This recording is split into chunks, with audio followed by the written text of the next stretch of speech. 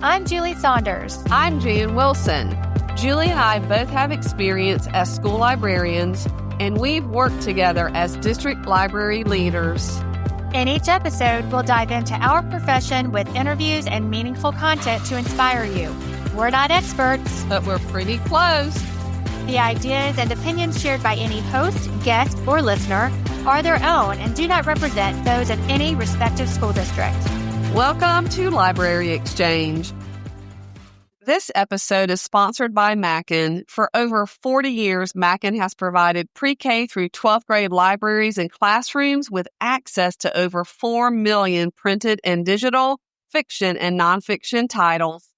The 24-time multi-award-winning digital content management system Mackin Via, along with divisions Mackin Library, Mackin Classroom, Mackin Maker, Mackin Learning, and the brand new whole school resource management system Mackin Vision, help to create a truly unique and robust educational resource company that schools and educators have relied on year after year. For more information, visit mackin.com today. Nice shirt, Jan. Thanks. For those of you not watching us on YouTube, my t-shirt is a lovely shade of plum and says, "I'm a school librarian." Well, technically, the color is heather maroon. But Julie, I could say the same to you. What does your shirt say? It says, "If it involves reading in pajamas, count me in." And are you wearing pajama bottoms with that shirt? Well, that's for me to know and you to never find out. Hey, Julie, look, I got you covered. That's great. I have on pajama bottoms, everyone. Well, we posted about our store on Instagram a couple of weeks ago. Our Etsy store is Library Exchange at .etsy.com. Pick up some merchandise. Okay, so enough about our wardrobe. Let's introduce our guests. This is our first episode, Julie, with 2 guests. So this is going to be difficult for me, but everyone's names are different. But both are employed by the Gwinnett County Public Library System in Georgia. Yes, Jenny LaJeunesse is the Technical Services Manager, and Alex Olson is the Staff Engagement Specialist. So first, welcome to both of you, Jenny and Alex. And before we get started into our questions, if both of you could just explain your job title to us, what do you do at the public library? If we can start with Jenny. Sure. I'm the Technical Services Manager, which means I manage a department of 10 people, and we handle all of the collection development, purchasing, receiving, cataloging, and processing of our physical materials. We also select and make accessible our electronic materials. Thank you. Alex, your turn. Tell us a little bit about your job as a Staff Engagement Specialist. Yeah, I work with one other person to train all of our new staff who get hired to work at the library, as well as just keep staff up to date on any new database changes, new technologies that we're getting. Also just test driving new things that the library might be interested in that we might need, some staff buy-in and interest later on. So really just working on, keeping staff educated and up to date on everything the library is doing. I love library jobs. So before we get started on our topic of findability, Jenny, how many total branches does the Gwinnett County Public Library have, and how many people do you serve? We have 15 branches. That's 15 branches, and we serve a population of 1 million people here in Gwinnett County. Okay, Great. My eyes just got big. Again, for those people who are not watching us on YouTube. So in the last few years, the public library has revamped the nonfiction sections of each of your branches. So I'll ask this question to Alex. What term do you use to describe this reorganization, and why do you call it this? So we use the term findability, which is sort of encompasses the entire project. And we call it this because we really wanted to focus on customers being able to find our stuff. The Dewey Decimal System is not always readily recognizable for everyone. We get people who come from no library background, customers who come from libraries in other countries who might not use Dewey. And we wanted something that was more recognizable for everyone, very findable, customizable for us so that we could make changes to adapt to our community. But most importantly, something that was customer-centric because they're the ones coming in and looking for books. We wanted something that was meaningful and easy for them to use. So you've kind of just explained your initial reasons for exploring this idea. So how did you hear about this? Were there other public libraries doing this? What was the inspiration for your public library? I think that the idea started with our kind of new librarians group. It's called Leadership Academy here at GCPL. And one of the participants in that group wrote a white paper on using a word-based classification system, sort of like BISAC which is used in bookstores. And it caught on from there. Josh, you know who you are. Thank you. That was kind of the first influence. So as you were looking around, were there any other public library systems that were implementing this type of model? Yes, we visited Richland County Library in South Carolina because they had gone to BISAC classification and they had it on their spine labels and their shelving. We went there, we visited with them. We found out how they did it and we decided how we wanted to do it to suit our library system. Can you describe the findability model just a little bit, how it's similar or different from the Dewey Decimal System and the importance of signage? I can talk about how it's different from Dewey, but I'm going to let Alex talk about the signage because she was very hands-on in that process. So some of the ways that it's different from Dewey, well, to me, a big benefit of a word-based classification system like Findability is that you know exactly the section you're looking at when you walk up to the shelf. Not only are there big signs at the top of the shelf, but the spine labels match those signs. So if you don't know that the cookbooks are in the 600s, that's okay because they say cooking on them. And as you walk down the shelf, you go from just general cooking to cooking barbecue, cooking beverages. And then we get into world cooking and we subdivided our world cooking books by nationality just based on what we had a lot of. So as you go through there, you can find more exactly what you're looking for by browsing. And that was something that we just didn't really have with our Dewey classification because some of those Dewey numbers, y'all know this, can get really long and wrap around the book and you don't know what's at the end of the number. And so it just wasn't really working for us. But if we grouped these together in a logical way that we think our customers want to use to find them, then that works better for us. So what we have is not exactly BISAC, but we started with BISAC and pared it down. I would imagine, Jenny, that you organized in a logical way, but that logical way probably had a lot of different opinions. So how in the world do you come up with narrow it down to major categories that everyone can agree on? We didn't agree. Not at all. And you're still not agreeing. No, maybe now you're agreeing. Well, okay. Here's another benefit of kind of using our own homegrown, home-developed system is that we're really nimble. If we go to the shelf and we realize that a lot of our kids' nonfiction books are about music instead of art, okay, well, let's just create a section for music. We have enough books to fill that up. That's not one that we did. That's just a hypothetical. Or if we go to the shelf and we go to the health section and we see that there are only just a few books about heart health, then we might just file those back in with the general health books and eliminate that as a subsection. But we didn't have to do that by going to our Dewey Decimal books and tipping in pages or anything like that, or deal with any changes in the cataloging community. We could just catalog it for how we think our customers want to find it. Right. Alex, that leads me into the signage piece because, again, this is a word-based classification system. So how do you start with signage for that? Is that after you have your topics? Can you speak to that for us?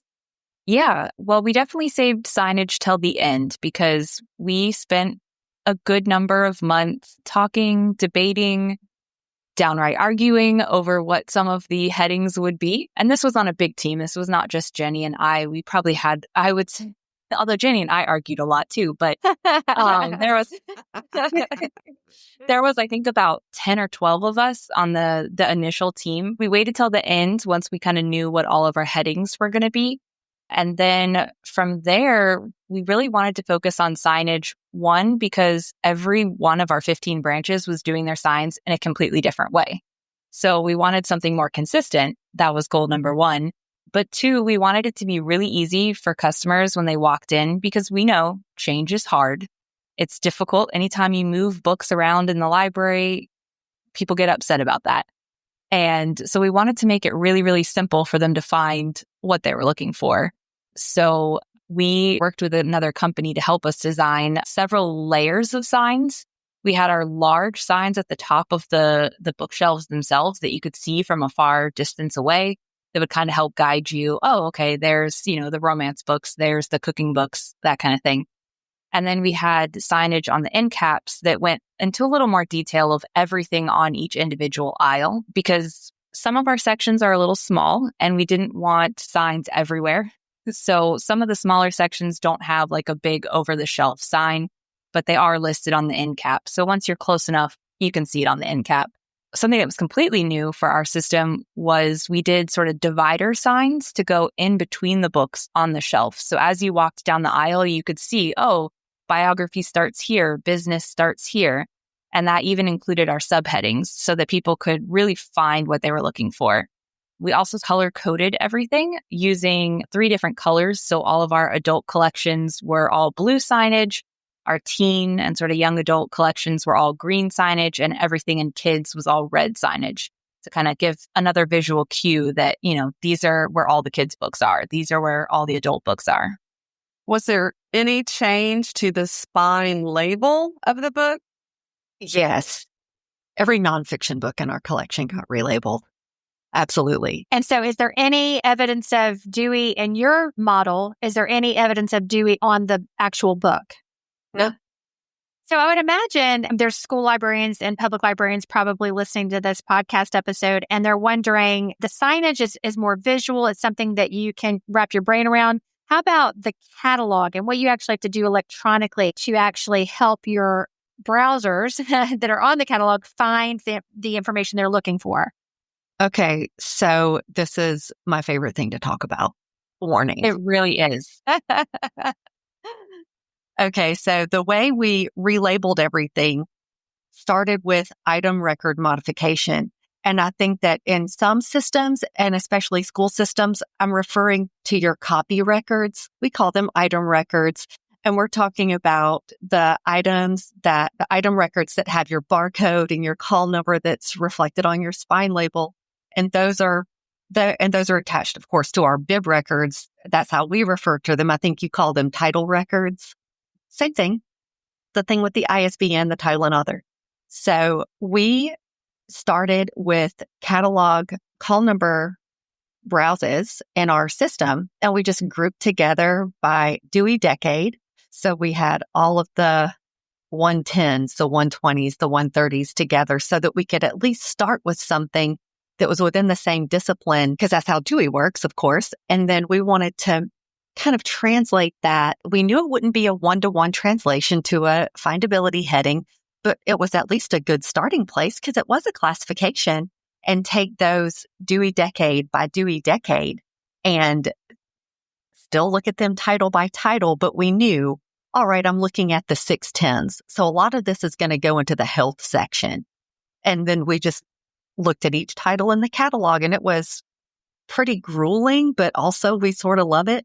So title by title, we could figure out, yep, that looks like a health title.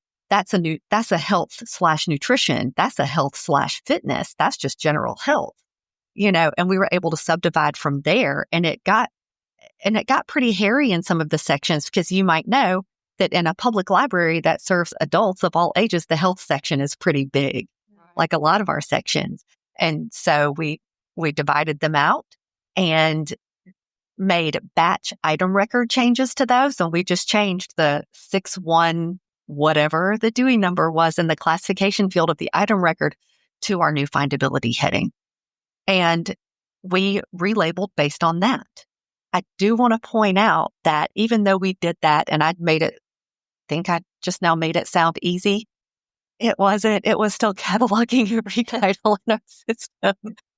We just tried to take a pretty laid back approach to it. And we made peace with the fact that it was not going to be perfect on the first try. And we wanted to be really open with our library staff about that. And we just said, all right, I know you're going to find things that you want to move to a different section. And you might be totally right. We are very likely to take your suggestion because we looked at it on the catalog. You're looking at the book in your hand. We understand that's a different level of familiarity with it. But we had to tell them, just let the dust settle first and then request those changes. And they did. And they requested the changes. And we made many, many of the changes they requested. So I know that this was a process. I believe when we spoke before, this was like a year that you all talked about. What can you say about this 5 years later? What pros, cons, anything you learned? Well, first of all, I'm just realizing it's been 5 years, and that kind of blew my brain a little bit there for a second. What is time? Or patron response, whether at the beginning of this process or now, is there a difference? I think that we really over-prepared for customer blowback that didn't really happen. They were just still finding their books. It might have been a little bit easier, but who's going to complain about it being easier? I'm wondering about things that other school librarians and public librarians might be thinking about, and that's how long did you have to shut down to physically move and label all the books? Because people are trying to think of this logistically as they're listening to this episode, and they want to know, how can I actually do this? So can you explain that? Yeah. So we sort of had different phases. We started with some of our really small sections, like our nonfiction audiobooks that were not very big. And we did that while we were open. So, in most branches, that wasn't too many. So that wasn't too difficult to do. Pull everything off onto a cart, relabel it real quick and put it back. Pretty minimal disruption. So that kind of helped us also get used to our process and our flow. And we did find some mistakes and some things that we were like, that was way too difficult. We need to change that process. So I would highly recommend starting small before you just dive into your largest sections. But we actually did the adult nonfiction collection during a 3-day closure. So we closed all 15 of our branches for 3 days in a row. And every book off the shelf, we had every cart full, books all over tables, books stacked up on floors, just books everywhere. We had a lot of our headquarters and admin staff all went to branches to help, in addition to the branch staff that were doing this. So that was done over 3 days, the entire adult nonfiction collection. And then when we opened back up, we worked on our kids' nonfiction. And that was sort of done just in smaller pieces, just sending like, okay, here's one heading that gets sent out to all the branches. Everybody, this week, you're going to do all the animal books. And so they would do all the animal books. And, that was a little messy because we'd have to just kind of have books sitting around. Because obviously, as you pull books off and relabel, something that was at maybe the end of Dewey is now at the beginning of Findability. And it doesn't fit on the shelf yet because there's no space. So, I think our branches did a really good job of just finding places to put stuff, putting carts around on the floor that just held the books until they could move stuff. I know some branches just shifted books constantly for like a month.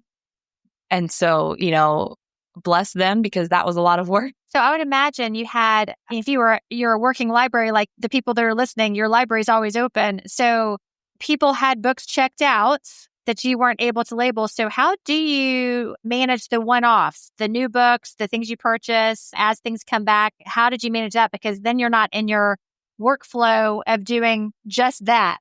We used lots of reports based on the item records that I talked about earlier. They printed many labels at the branch, but we pre-printed as many as we could and sent them to the branch along with the shelf list of what they had checked in at that branch at that moment.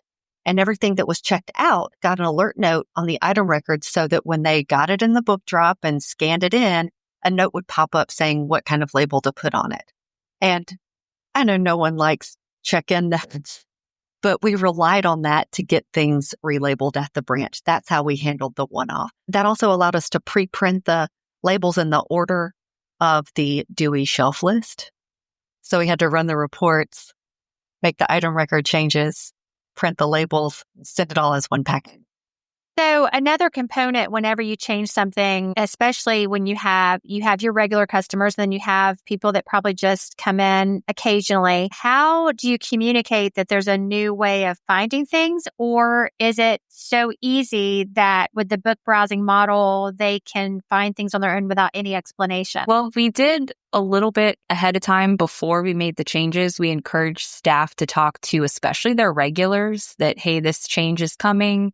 We're still going to be here to help you. You can always talk to a staff member if you can't find what used to be on aisle 3 and is now on a totally different aisle. So we did try to give people a little bit of a heads up. And then, of course, the first day after we reopened, we just made sure that we had lots of staff out on the floor of all the branches that could really help direct people. I think the signage helped a lot to kind of make some of it intuitive for particularly the larger categories that people would frequently come in for, because they just walk in and see a big sign that now says cooking or biography. And they're like, oh, that's my section. I didn't even need to think real hard about that. Some of the more nitty gritty was maybe needed a little bit of help with the staff member sort of explaining the change. And of course, some people, customers, even if they were happy with the change, still sometimes wanted to know, why did you do this? That kind of thing. And so just talking to customers, we had sort of provided some talking points to staff about, why we did this, how to explain it to customers to give them a starting point so they would feel comfortable. And then, I would actually say that people who don't visit the library very often, people who only come in every couple of weeks or every couple of months, I'm not even sure if they realize that we changed things.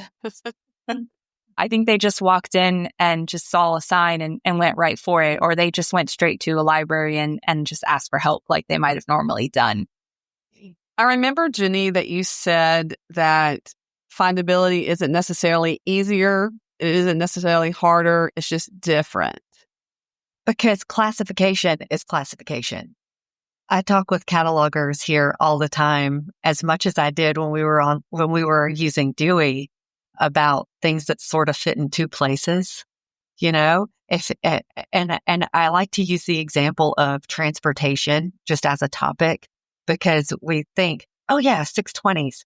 But there were also books about cars and vehicles and transportation, and I think the 350s and the 380s. But just bringing those things together under a heading for transportation gave us a place to put those and just have one place to bring them together. And it's like Alex, I was one day out in a branch and I was helping them relabel their picture book nonfiction. And I just happened to be in the transportation section, just putting them on the shelf. I had just put really lovely spine labels on them and all the tape, and I was putting them on there. And someone walked over with his young child and he said, "Where are the truck books?" He said, "I'm right here." But after they left, I realized that they had absolutely done a catalog search. We've been trying to get people to use the online catalog for 30 years, and he did it. But that transportation heading was not in the search results. And so that told me that we had to make a modification to how we used our online catalog to make that show up in the search results to tell people where to go. So we were able to tie that in as well. So we had not only the signage, the spine labels, but then we had a call number show up in our search results on the catalog. Well, so you're still learning. You still make those changes. And for school librarians, and when they go to the public library or when you go to a bookstore, the skill set is, can I walk into any library, bookstore, or even college? I left that out. Can I figure out the system? I really think it's important to point out that you guys did not do this on your own. And as you mentioned, as you were going, it was a collaborative group. And I think that's important. Some school librarians that are out there would like to jump in and do this on their own, but it's a huge task. And just to have the conversations about what's appropriate for categories is daunting. And people have different viewpoints. And it's important to hear all those because you're going to have different types of patrons you're dealing with and serving, you want to make sure you're meeting all their needs, because the goal is for them to be able to find what they're looking for in a logical way, right? It is. And I would say to anyone who is thinking about using a word-based classification, or if they want to think about genreifying their nonfiction, I think is how people talk about it sometimes, to really look at the collection and not try to use every single BISAC heading or every single heading that you see in another word-based classification for that collection. It really needs to be customized to your collection. Otherwise, you might as well just stick with Dewey, something that is kind of all-purpose for every library. And I think that's where the strength of this classification system that we're using comes in, because we looked at our collection. And as we buy new books and we fit them into those categories, if we find that, wow, we are cataloging a lot of books on artificial intelligence, can we have a subheading under technology? Yes. Thank you, cataloger Stacy. You know who you are for that suggestion. The reason we do this is for our patrons. That is why we do it. We don't not do things because it's hard or difficult. But Alex, do you have any recommendations or a lasting thing that you would like to say about this process? I think just really listening to as many people as possible when it comes to figuring out how to categorize everything, and not just catalogers themselves, because while they obviously have a very deep understanding of Dewey and the collection, they're going to see things very differently than maybe regular staff that are speaking with the customers. I know that we had a few things where we had staff say, hey, customers ask about this topic all the time, and you guys didn't make a topic for it. Actually, I think one of them might have been for writing. We had just grouped all the writing books in with just like media and arts, but they weren't clearly set all together. And a staff member had let us know, like, we get questions because people are trying to write their own novel and they're students who are trying to improve their writing. And it just had never occurred to us, oh, we should have a subheading for writing and actually pull that section out, because we, back in materials, back in staff engagement and marketing, all those different admin side of things, we just didn't know that that's what customers were asking for.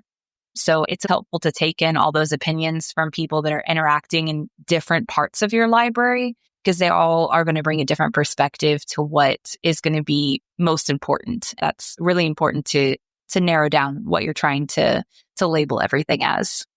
I think that's excellent advice. And this was so great meeting with you guys. We hear all the time from school librarians about wanting to make changes in their nonfiction sections.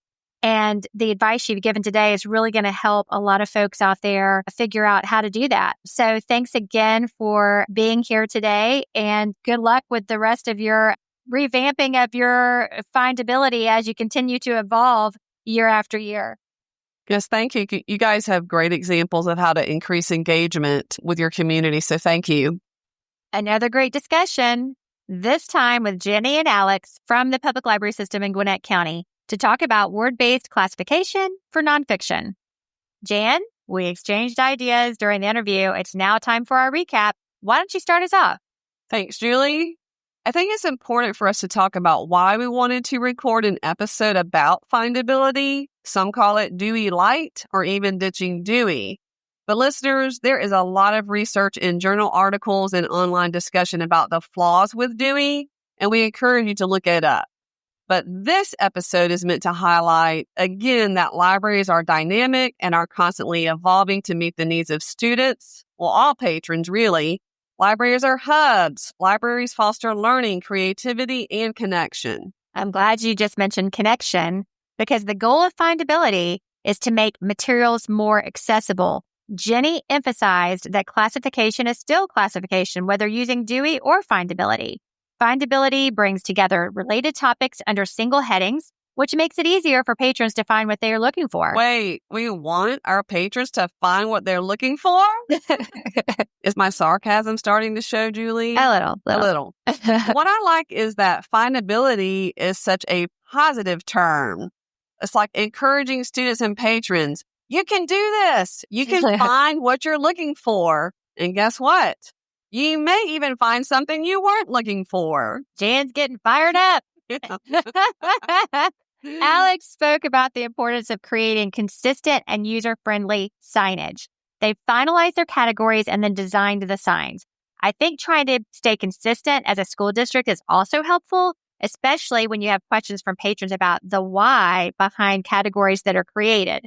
Make sure you limit the number of main categories to avoid confusion. We've seen some nonfiction sections with 50 or more categories, and we believe that 30 or fewer is a good goal, and then allow the creativity to exist when creating subcategories within the 30 main ones. Good idea. Start with the end in mind. That's a great tip. It's kind of like when our students are spending more time choosing their slide deck theme than thinking about the content. So large signs were placed at the top of bookshelves. They posted signs on end caps and had divider signs between the books on the shelves. Currently, there are 10 schools in our district who have moved to the Findability model, and we have at least 10 more ready for this transformation. When schools have completed this, we encourage them to celebrate with a grand reopening. Hold a faculty meeting in the space to showcase it. The students are always excited. Let's get our staff on board too. Brand your library. Yes. So, Julie, this reminds me of when school libraries began to shelve fiction by genre. And in the library, we began to see our frequent library students easily find read-alikes. I love that word. I love that. Oh, yeah. They knew their preferred genres, and suddenly they had so many more titles to choose from. But more importantly, we began to see students who didn't log on to use the online catalog for whatever reason, but those students gained confidence in finding books they wanted to read. Gone was the need to know a specific author. And I know that those students were thinking, hey, I know that I enjoy mystery fiction, or I'm interested in historical fiction. I'm going to go to that section to browse. So I think we've learned today that findability will have positive benefits in schools, not just for the students, but for school librarians. It'll give you a new perspective on your collection's strengths and weaknesses with the physical arrangement of the collection, and will also show you the areas of high demand and areas to be promoted. Ooh, I like the word positive benefit in libraries together. Me too. Julie, that's a wrap. Make sure to visit our website at www.libraryexchangepodcast.com. You'll find episode notes and links. You can even submit your questions or inspiring stories that may be featured on the podcast. If you're looking for some swag for your library or book-loving friends, visit libraryexchange.etsy.com. That's a lot of URLs, so I'm glad you had to say all of that, Julie. Thanks for joining us. We can't wait to have you back for our next episode of Library Exchange.